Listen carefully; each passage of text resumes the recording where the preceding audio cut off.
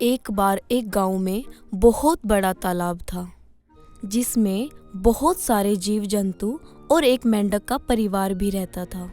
मेंढक का स्वभाव बड़ा ही चिड़चिड़ा था। वह अपने से छोटे जानवरों को बड़ा परेशान करता था। वह कुछ कामकाज भी नहीं करता था, सारा दिन निठल्ला रहता था और यह सब उसकी पत्नी को बिल्कुल भी पसंद नहीं था। मेंढकी उसे बहुत समझाती थी, परंतु मेंढक एक भी न मानता था। मेंढक पूरा दिन उल्टे पर उल्टे काम करता ही रहता था। मेंढकी उससे बहुत ज़्यादा परेशान थी, लेकिन वह अपने परिवार से बहुत प्यार करती थी, इसलिए वह मेंढक को छोड़कर भी नहीं जाना चाहती थी।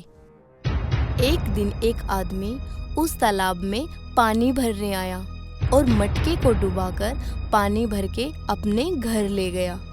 लेकिन उस मटके में मेंढक और मेंढकी भी चले गए।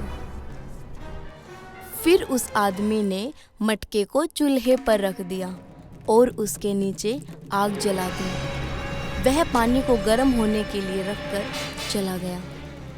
अब पानी धीरे धीरे गर्म होने लगा।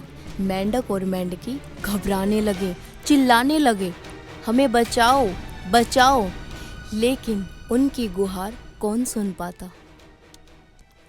मेंढकी ने मेंढक से कहा, मैं कहती थी ना कि कुछ अच्छे कर्म भी कर लो, लेकिन तुम नहीं माने।